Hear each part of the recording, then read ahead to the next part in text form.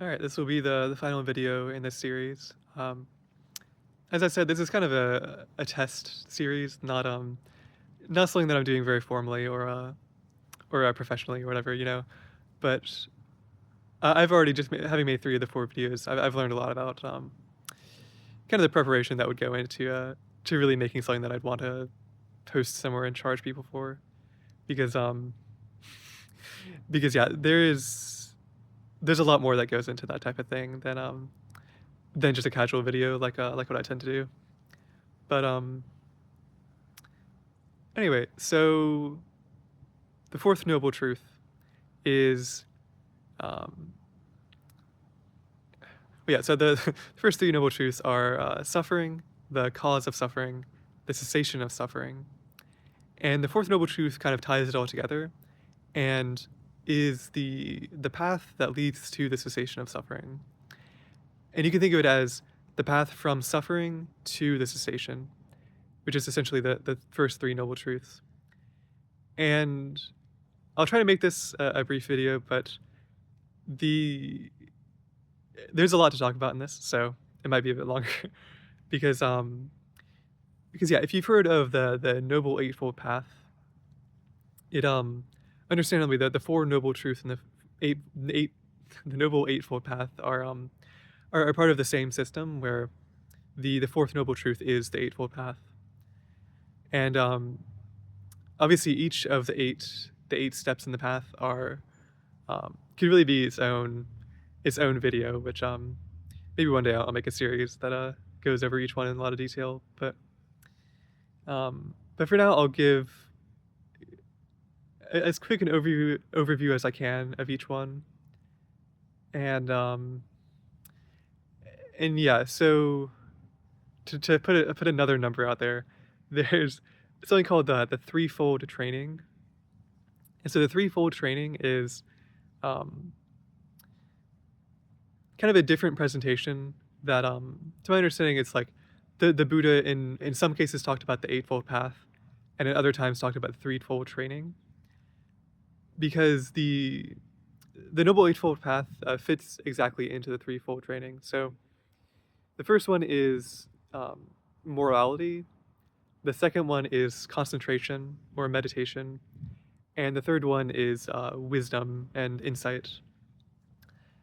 And it for someone that's studying Buddhism, this is very useful for trying to understand and better remember the eightfold path, because having three things to remember and putting eight things into those groups is a bit easier. Hmm. But yeah, okay. So starting with morality, which morality is one of the important things is that the eightfold path and the threefold training are not really there's no start and end point. It's really a cycle that you go through, and you gradually work on each one of the paths, what each one of the steps, and each one strengthens the others, and you never are done with one of them, and you move on to the next. But for someone who is just starting out, the morality is arguably the most important part, because it's yeah, it's hard to be moral when you don't know how to be moral. I don't know. And it obviously gets into before I even start talking about the Eightfold Path, the all of these things are fairly entrenched in the Buddhist view of the world, I guess. And that means that the morality they talk about is Buddhist morality, and the wisdom they talk about is Buddhist wisdom. And so just take it with a grain of salt, I guess, if you have different moral values. But I think it's really the wisdom part that I'll make a point of saying that it's subjective, because as far as I'm concerned, the morality they present is pretty solid, but there's always room for reinterpretation and saying whether or not something is right or wrong. But all right, so the first of the Eightfold Path in the section of morality is that's actually not first. I'm just, oh my god, I'm like rambling to avoid jumping into things. So I'll start with step of right action in the Eightfold Path. So right action is um, very closely related to the moral precepts, and essentially includes uh, to refrain from killing, to refrain from stealing, and to refrain from sexual misconduct. And yeah, I won't explain too deeply what each one of those is, but I think it's kind of self-evident that those things are bad, but more so depending on how you define them. But yeah, the idea is basically to follow the path. You just avoid doing these things, and it basically just won't distract you from your practice and won't lead to things that are harmful to you and others. Then the second one is the right livelihood, which is really an extension of right action because um, on one level, the right livelihood is just living a life over the days and months where you're not pushed to have to you commit wrong action to break to go against the step of right action. But on another level, it can be described as the different professions that a person can have. So it's obviously informed by the time of Buddhism, but is fairly timeless. So to my memory, it's to not have a livelihood like a profession where you deal in poisons or you deal in flesh. So like live flesh or dead flesh. You know, like various things. You like not being a butcher or like a slave trader or something. But those kind of go into the not harming and killing. But also there's a lot of livelihoods that they talk about that are more for the monastics, where you know, like the oh yeah, yeah, right. It's not dealing in poisons, not dealing in flesh, and not dealing in weapons, which all are kind of the same thing of you know, not killing or leading to suffering. But there's things that are taught for monastics where the monastic lifestyle is much more simple, where they don't make money, they just um, essentially live on very little means, or meager means or whatever, and just get food from the people who donate to them. But in addition to that, they're told not to do various types of you can think of it as magic professions almost. They list I don't know how many, like 20 or 30 of them, but it's all a lot of different things that people would have done in the day, like fortune telling or um, like trying to predict the future or do various things that would essentially have dubious validity to them, where like someone who has developed this path and has made meditative abilities, and you know, especially in the time of the Buddha, was had access to um, essentially knowledge that normal people wouldn't have. Using that knowledge, they could very easily convince people that they had magic powers, whether or not they actually had them, of course. And and through this, they would be able to essentially, in this context, have a wrong livelihood where they used this appearance of mysticism to convince people to give them things. And the Buddha specifically said not to do that because the whole goal of this path is to renounce things and to lessen the illusions that you have about yourself and the illusions that other people have around you. And so a livelihood like that, or even a more like day-to-day version of that, where you make money or make you receive things because people have some inaccurate idea of you, and what you do supports that idea it is specifically against this part of the path. How long is this? Oh, yeah, this is gonna be a very long video. I apologize. Or not apologize, but yeah. So the final part of the morality is right speech, and right speech kind of finishes the part of the moral precepts where it includes not lying and another. I think not lying is the main thing, where you essentially don't say things that you know to be false. But in addition to that, there's a number of other things, number of other types of speech that are said to be bad, immoral. So it's harsh speech, which um, arguable exactly what that means. You can think of it as cursing, like saying what you traditionally think of as curse words, but it's also speaking angrily and speaking with hate in your heart, that type of thing, or with yeah, yeah, and so there's harsh speech, there's idle speech, and idle speech is something which I think is very hard to really follow this part when you're living in a when you're living like a normal life.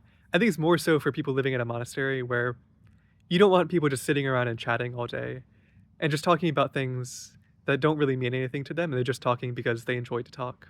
That they enjoy talking, which I think in our society, talking has a very positive effect on your social connections, where social connections are very important. Even in Buddhism, they talk about how important it is to have friends and have people support you. So I think within reason, idle speech, like speech that is technically idle and isn't really accomplishing anything, I think is a positive thing to do for someone living in the normal world. But but yeah, so there's idle speech, there's gossip, which I think the more literal translation is tale bearing, which I kind of like that because it's more specific than gossip, and it's saying specifically not to tell stories about people. And it's another thing that doesn't it's a little less clear how it translates in our culture, because telling stories about other people isn't always a bad thing, because there's plenty of things you could do that would help someone be seen in a better light, and would say there's two friends that don't like each other. Or you say no, they're not friends. Two people that have something against each other, and you're friends with both of them, and you essentially tell a story about one to the other that makes the two of them sort of resolve some of the tension between them. I think that type of thing is a positive use of this tale bearing, but that's obviously up to interpretation. But I think it's pretty clear that the situations where it really is the gossip is a bad thing to do, where you hear a rumor about, this guy did this thing, and you don't really confirm with him whether it really happened, but you go around and tell people about it, and then before you know it, everybody believes that this thing happened, even though the person never actually did whatever it was, or they wanted it to be secret, and now it's ruined their reputation in the town, that type of thing. That type of behavior just it doesn't really help anybody. It's one of those things that's very it isn't necessarily useless, because there are obviously times when there is like a protection, a group protection, which is led to where that leads to a protection for the group. But yeah, in a context of where everybody is following these precepts, these moral principles, it basically just leads to more suffering for people, because it uh it involves like going around someone's back rather than just asking them directly and letting them lead the you see like you could say lead the narrative of their own life, rather than building a narrative for them and placing them in it. But but yeah, I think that sums it up for the morality. Yeah. The Yeah, so far it's the morality part of the Eightfold Path is right action, right livelihood, and right speech, which all center around basically just doing things that don't harm people and don't harm yourself, and on an overall level leads to essentially clearing your life and allowing you to have more space to practice and more space to just have a peace of mind on this on a very physical level. So the next part, the next three steps of the Eightfold Path are the cultivation of concentration. And so concentration is usually used in the in the context of meditation. So the Pali word for concentration, it's also the Sanskrit word is samadhi, which samadhi really means really, as far as I know, it means collectedness of mind, and essentially like working together of mind, and that's usually used in a context of a deep meditation where your entire mind is unified and focused on a single point. But it is useful to see that there's a different word for that called translates to single pointedness for the proper meditative concentration. And so it kind of leaves open the idea that the concentration in the Eightfold Path is includes meditation, but it's also kind of a more mundane type of concentration as well, where you can think of someone that doesn't really meditate can still be concentrated on what they're doing, kind of like from day to day and hour to hour. They aren't distracted, and they care about what they're doing, and they sort of put energy into doing a specific task, even if that task isn't something that is on the level of like really precise meditation of like doing absolutely nothing else, that type of thing. And so the first part of this I'll explain is right effort. And so the effort they're talking about here is specifically a mental effort, though I want to say the word they use is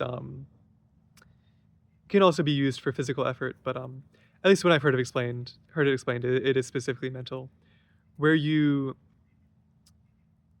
it's divided into four things. So the first type of effort is um, cultivating positive states of mind, wholesome states of mind. And yeah, just really quickly, so there's cultivating wholesome states of mind and maintaining wholesome states of mind. And then it's also removing or preventing the arising of unwholesome states and removing unwholesome states that have already arisen. And so it's basically a system of purifying the mind through the specific application of mental energy, using it as like a willpower. And yeah, I won't get into what wholesome and unwholesome mean in this case, but um, you can think of it basically as things that help you to meditate or make it harder to meditate. And you basically direct your mind with willpower towards things that help you to meditate. And it's very important to note here that a lot of meditation teaching, like a lot of modern and like Western things are end up being against this type of effort. They talk a lot about just kind of like letting go and not trying very hard. And that idea is useful when someone is trying very hard, but it's important to have the balancing of when you've gotten very good at letting go, it's useful to add a little bit of effort back in because the effort is necessary to actually cultivate these states. Because if you never put any effort into it, you'll reach sort of a state of moderate concentration where your mind is quiet, but it's not actively being purified and actively moving towards a deeper concentration, which is which yeah is very important for the completion of the path, I guess. So yeah, right effort is cultivating, kind of pruning and cultivating, like a gardener you would think of these mental states that are helpful or unhelpful to meditation. Then the second one is very explicitly just right concentration. So as I've said, concentration can be in someone's day-to-day life, or it can be in the meditative state of really fine concentration. But I think the point of this, of saying right concentration versus wrong concentration, is to say that you you can achieve meditative states using anything as an object of meditation. And in order to achieve the right concentration, it's important to use the use like the correct things as meditative subjects, which this is one of the things where it's very hard to say what is right, especially with something like this where you really need a like an expert meditator who's tried a bunch of different meditative subjects, like tried staring at a leaf or staring at the sky or watching their breath or thinking about this thing or thinking about that thing.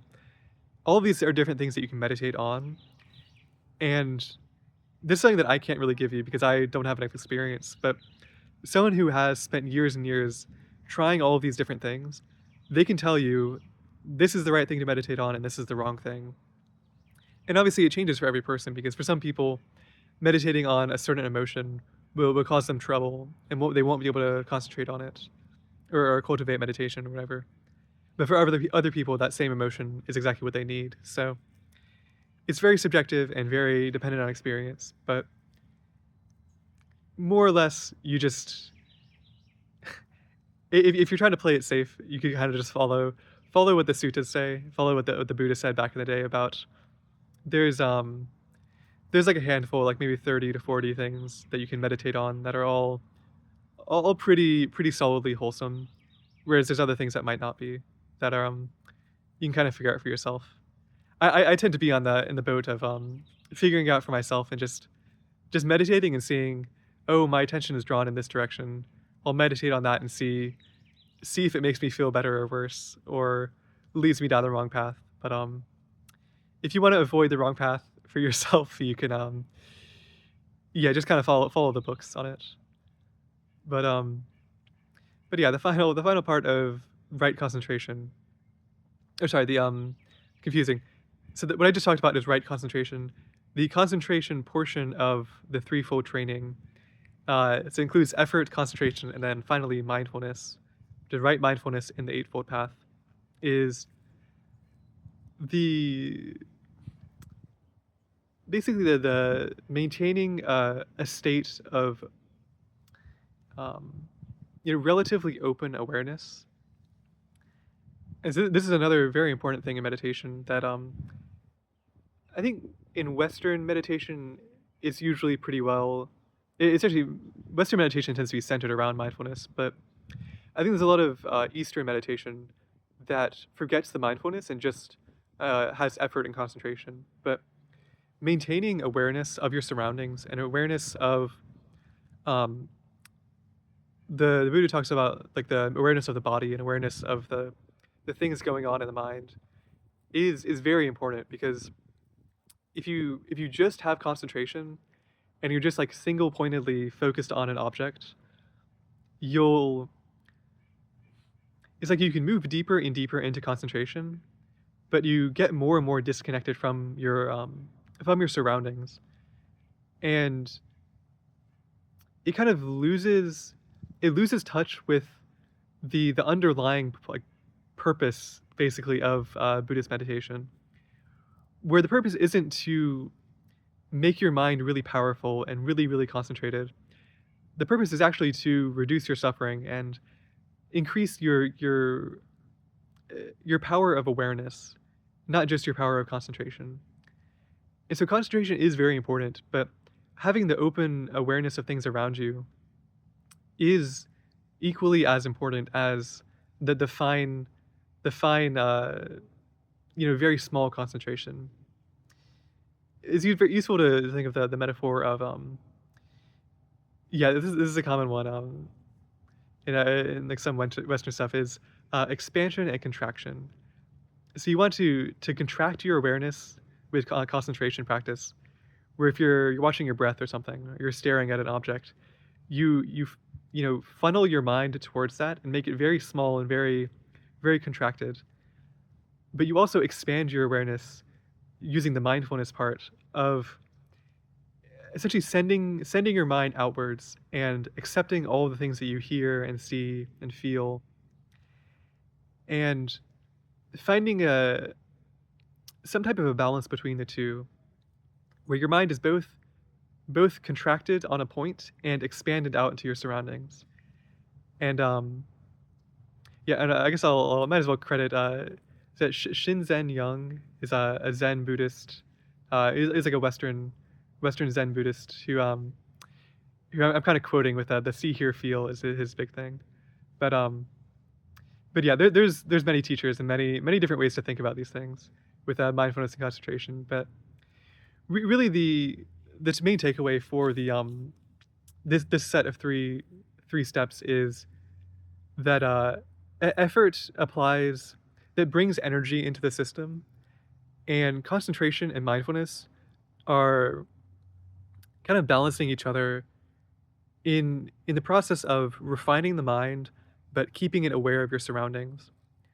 And there's places in the text where they say very specifically actually that energy and concentration need to be balanced, where effort and energy are a little bit different, but for this context you think of it as the effort uh, drives you towards the object of meditation, and the concentration keeps you on it. And so if you have too much energy, you'll kind of be scattered and not be able to stay with the object. But if you're too concentrated, your mind becomes dull, and you lose the energy that brought you to it in the first place.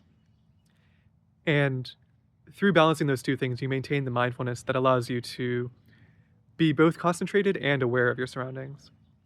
But well, yeah, this video is extremely long. I think it will be, yeah, this this is the fourth video in the series. I think it will be as long as the first three combined. But that's fine. The reasons for practice, of course, of yeah. I'll talk about this at the end, how I might have done this differently. But yeah, so finishing up, that was the concentration portion. The final part is the wisdom portion of the Eightfold Path. And this is definitely the most up to interpretation, because I think I'll just lay out what the Buddhists say is the right way to cultivate wisdom. But I think this is really something that you should figure out for yourself, because no one else can actually tell you how to be wise and what wisdom is, because wisdom is not something that can really be spoken.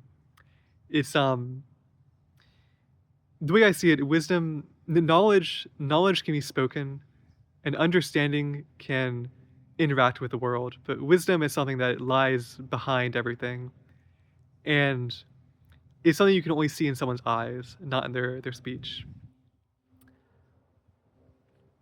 But yeah, that being said, the wisdom portion of the Eightfold Path is two different steps. One step is right view, and the other is I'll say right intention. There's a lot of different translations for the final one. It's right intention, right thought, right resolve, right. There's a few different ones, I think. I think it's just a very hard word to translate. But yeah, I wish I knew the etymology of it, but it's really not too important what it really means. But yeah, so the idea of right view, which is the first of the two, is there's kind of a list that I don't remember the whole list, but it more or less it says there's ways to view the world, and you can view it in the right way or the wrong way. And according to the Buddha, the right way to view the world is that things that you do have effects on the future. And so if you do something with a mind that is full of hate, it will sow seeds of hate in your world, and in the future you'll experience hate directed back at you. And so if you have love in your mind, or goodwill in your mind, and you act with that in mind, with that intention, it'll also come back, and there'll be love and goodwill directed towards you. And this is in more words just the law of karma, and the idea that what you do. I'm trying to think of a better way to say this. Almost, it's like you. Everything you do is forming. Yeah, it's like everything you do is like a boomerang or something. where you throw the boomerang and it always comes back to you, and depending on what that boomerang is made of, that same thing will come back to you. And yeah, having that view of the world, you're more likely to do things that will bring you more pleasant things directed back at you. And yeah, so there's karma, and the other right view that I'll point out is the view that there is the process of death and rebirth. And so there's many different components to that. One obvious component is just knowing that you will die and that death is a part of life. But in addition to that is understanding that when you die, you don't actually cease to exist. It's said that the Buddha, because he's enlightened, when he dies, he ceases to exist. But for everybody else, instead you move on to the next life.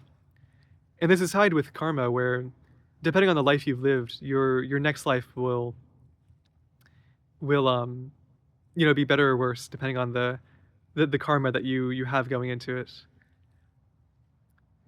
But more than that is just saying that you shouldn't think that what you're doing will have no effect on the future. And there's the near future that I talked about in the idea of karma, but even the far future, like hundreds of years from now, if you think that, well, if you have the view that your life is one of many lives that you will live, it just gives you a more appreciation for the larger world and the kind of the legacy that you'll leave and that type of thing, which of course isn't. I'm making a little bit of an assumption there, saying that when you get reborn into the future, so that your current life is in the past of your future life. But I'll definitely talk about this in a video. This is a really fun idea, but it's very arguable whether or not the process of rebirth is bound to the same linear time that we experience on Earth. Because it could be you die and you get reborn in the past, or in even in another like timeline of the universe or something. But I don't know. I think I'm revealing that this is actually the part of Buddhism I really enjoy, is the more arcane interpretations of it. But yeah, that's something for the future. So yeah, there's other right views that you can have and wrong views, but yeah, one more I guess is the very basic, just knowing what's right and what's wrong. And that's something I'm not going to explain too much, but it's essentially just seeing what is right and having the view that that thing is right, and seeing what's wrong and having the view that that thing is wrong. But yeah, so the final one is right intention, right resolve. And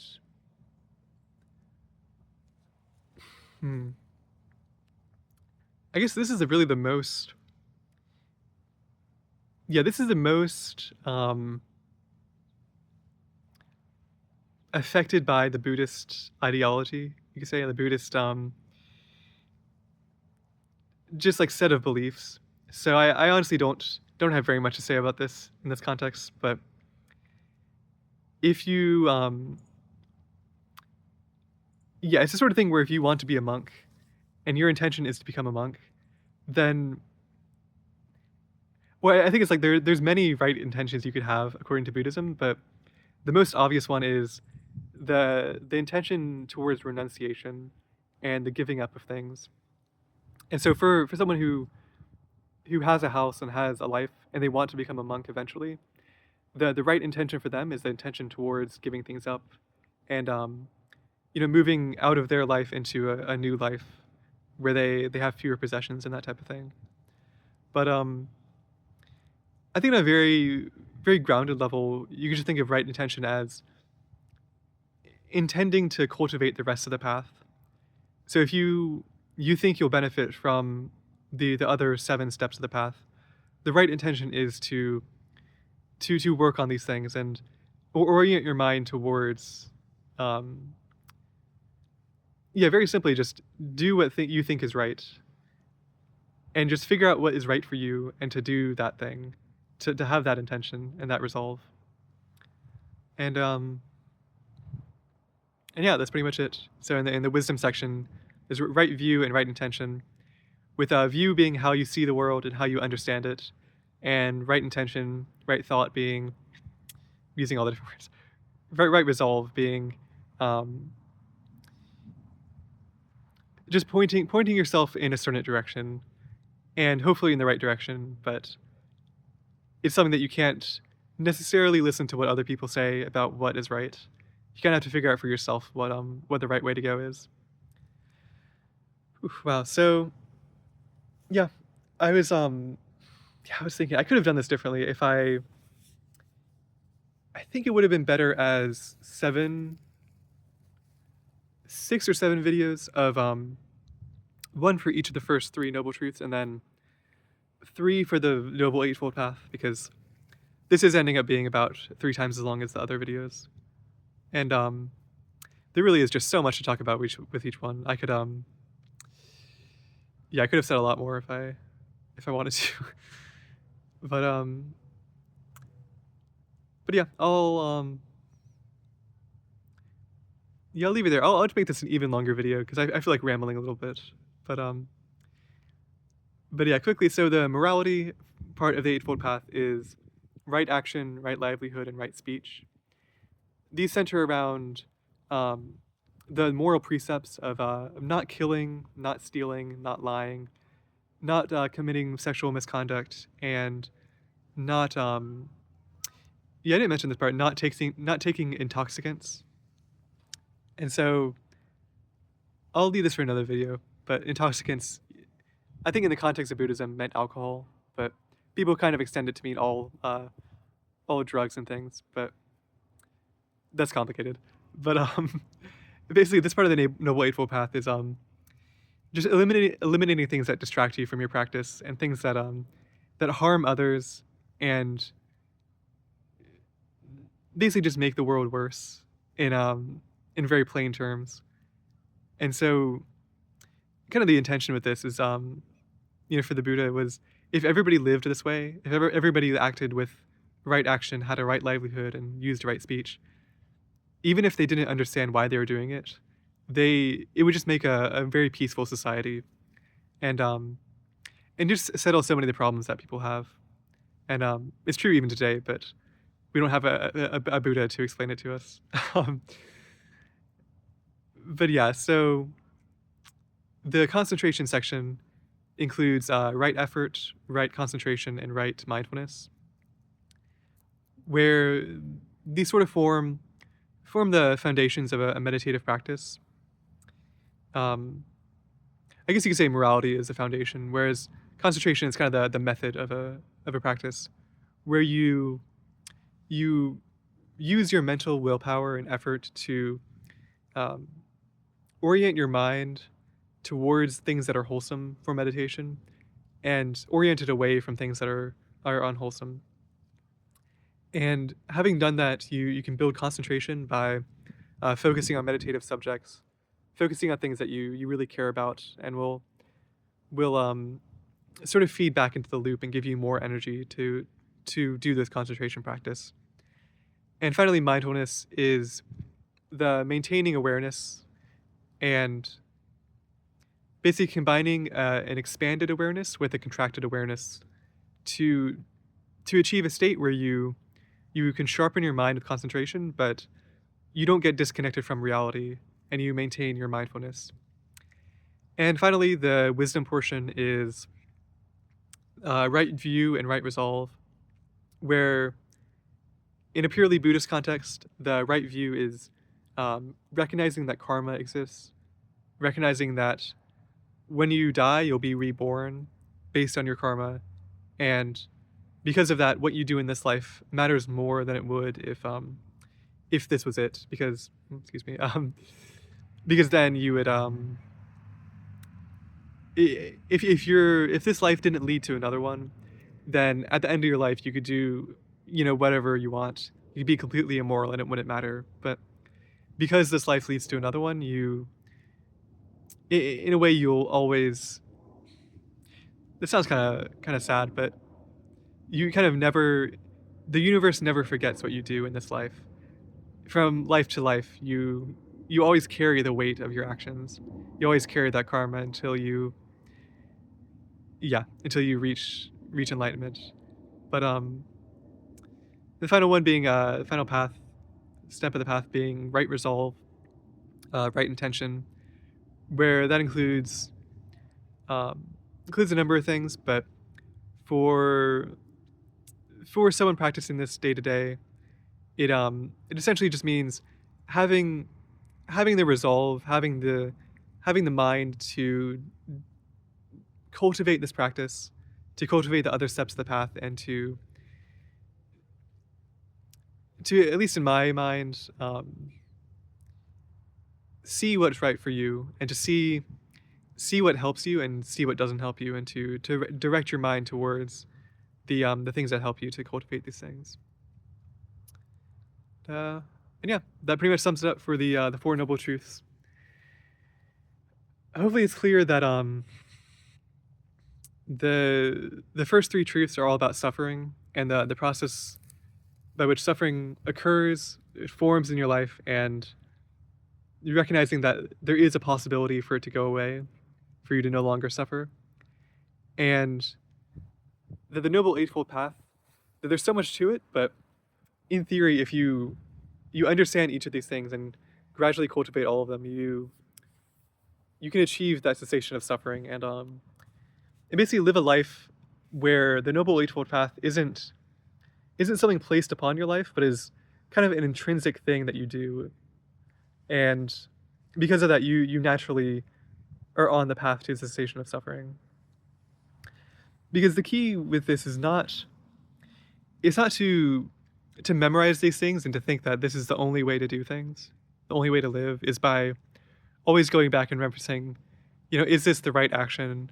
Am I putting in the right effort? It's more so learning these things and spending some time incorporating them into your life, but ultimately to forget about them and just build a life that naturally follows these things and naturally it includes these principles. It sort of implicitly includes them instead of explicitly, where you do things that you're not intending for them to be the Noble Eightfold Path things. They sort of just are that way anyway. And what you're really doing is following your heart and following what feels right. Because something that I've learned is that there's only so long that you can stick to a practice and stick to someone else's way of doing things. You really have to find your own way. And if you've done things right, your way will line up with other people's way. And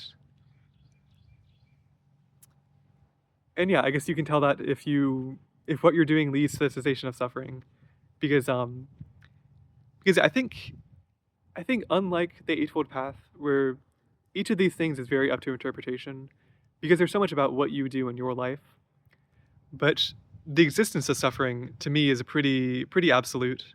Even if you use different terms for it, there's always that experience of things that you don't want, and the cessation of suffering is, in another way, fairly absolute, where you can clearly see when you have more instances of things that you don't want, more instances of pain, and less of pleasure. And so, even if you don't follow the Eightfold Path, you can see in your life if over time the amount of suffering decreases, and you experience little by little the suffering in your life ceasing, and less of it forming in your life. You you can essentially see that you are following the Eightfold Path, whether or not you are following it exactly, or that your life lines up perfectly with it. It Yeah.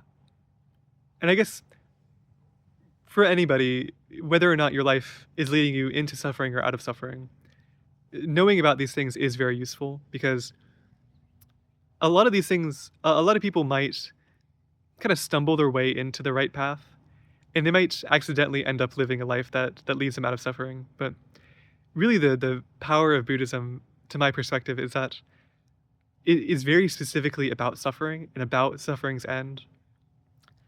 So even if you are living a good enough life, and you feel like you're happy enough, even though you have a little bit of suffering, a few things that you don't enjoy in your life. If you follow the Buddhist path, it not it doesn't necessarily need to tell you a different way to do things. It more so just gives you a way of looking at your life that very specifically uncovers the suffering and removes the veils that you might have put on those parts of your life which you don't actually enjoy. And and yeah, of course, it's not right for everybody because not everybody really wants to do that.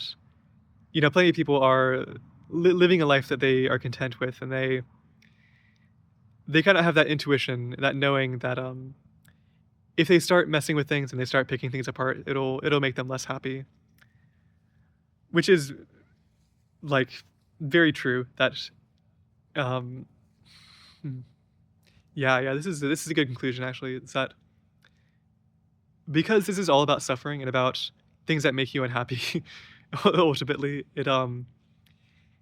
even if it leads to happiness in the future, it does temporarily lead to unhappiness, depending on how you apply it. I think perfectly applied, which kind of requires a very experienced teacher. It never causes you more suffering to understand these things. You know, like they say that the Buddha's teachings are beautiful in the beginning, beautiful in the end, beautiful in the middle, and beautiful in the end. And unfortunately, the secondhand teachings of the Buddha that I'm giving you are not always beautiful because there's certain things that I'm basically telling you things too directly and too abruptly that if you applied these things directly, you'd potentially recognize a lot of suffering in your life and not immediately have a way to deal with it, which is kind of just uh, one of the risks of this type of thing is that you might cause suffering for people if you share this knowledge. But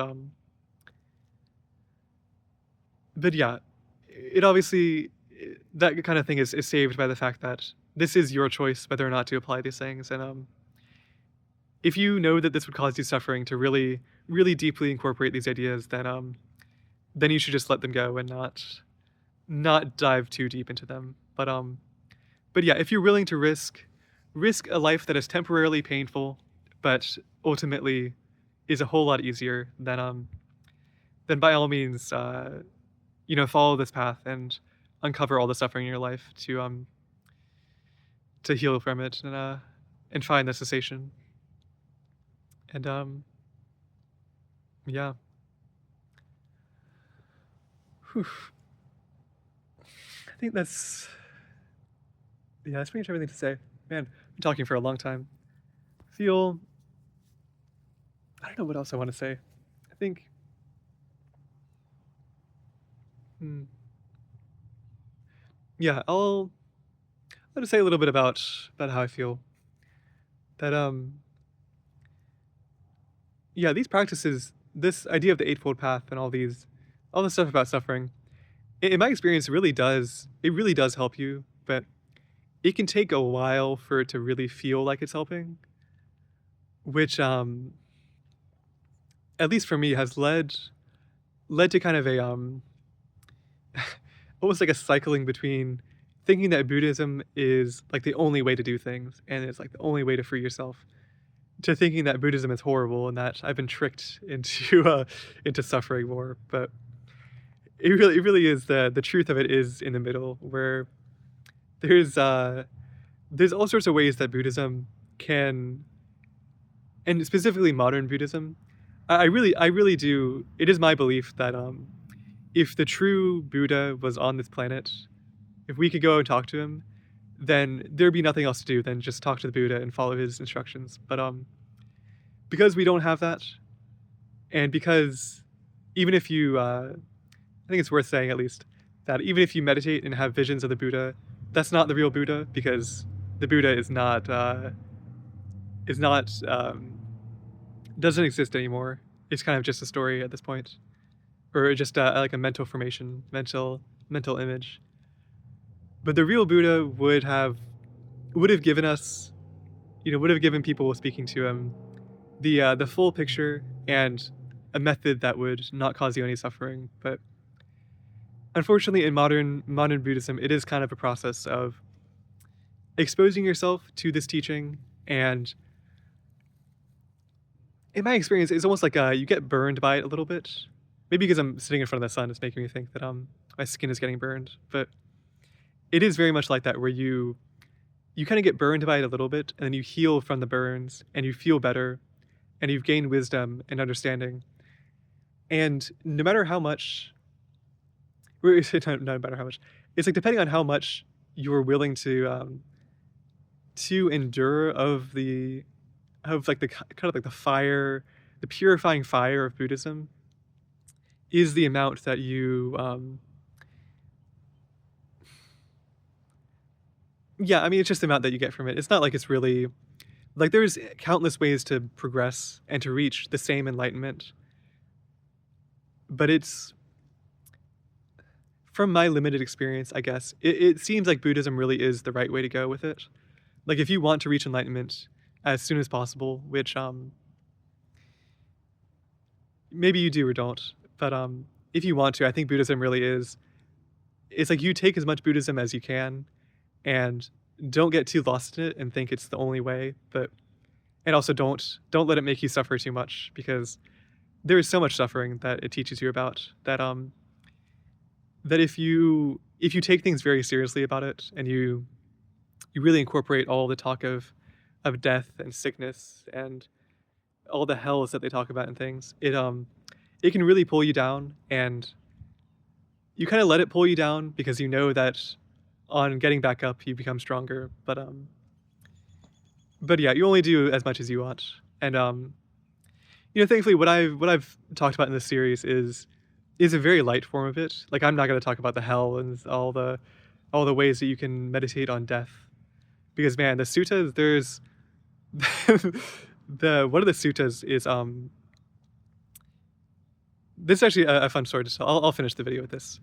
Is it's the Giri Mananda Sutta. It's something that the monks would recite at the monastery I went to. They had a bunch of different things they recited, and every like month or so they loop back to this one, where it's the Buddha. I think it's secondhand. It's like the Buddha tells one of his disciples to go to this guy and tell him a bunch of things, because the man Giri Mananda is horribly ill and he's dying. So the Buddha's disciple goes and tells him about a bunch of meditative techniques he can do, and the idea is that it cures him instantly, because he one of the techniques in there is what he needed to hear, and it like unlocks whatever sickness he had. But the sutta goes through every single sickness you could have, and every single like unpleasant thing in the body, and all the horrible ways the body can be like die and be injured and all these sorts of things. And it's just, to me, a little like, or like when you're there, like when I was living in the monastery, I was like, oh yeah, this is understandable, these things are useful to be aware of, which is very true on one level. But on the level of just an ordinary person hearing these things, if that's the first thing you hear about Buddhism, you would think it is just the most wild religion ever, because it's just so horrible what they talk about. And it's like these horrible things are a part of life, a part of human biology. But yeah, there's a reason the Buddha said certain things to certain people and didn't say everything to anybody. Because if you hear all of Buddhism at once, you might miss the good parts and only hear the bad parts. And yeah. Yeah, that's pretty much it. There's yeah, I'll definitely make more videos about Buddhism. It might not be clear from how I'm talking about it, but it really has so many gems in it and so much beauty that I'm not going to talk about the horrible things in it, because I just don't know how to present the horrible things in a way that makes it clear that they aren't actually horrible, and that they are really beneficial to know about. But but yeah, easier to stick to the pleasant things, the beauty, and yeah, I think I'll I'll start making videos. I'll eventually make videos about what I call, what I'm thinking of now at least, is like cosmic Buddhism, where this series has been very much like the human Buddhism of talking about the suffering in your life, but there's kind of the cosmic application of these things, which is harder to explain, harder to understand, but way more fun to think about. And maybe I'll get some people watching these videos that recognize what I'm saying and enjoy this type of thing too, because the Buddhism says so much about gods and planes of rebirth and just very things that can get very esoteric and very cool to me, very very interesting. Whew. But yeah, that's enough talking for now. Wow, almost an hour video. Yeah, I'll just post this, I guess, and see. Somebody will watch it. Somebody will enjoy enjoy me talking about Buddhism for an hour. But uh, but yeah, I guess that's about it. Yeah, this is hopefully the first of many series. I'll gradually get better at making them and just get better at making videos in general. But um, but yeah, hope you enjoyed. Peace.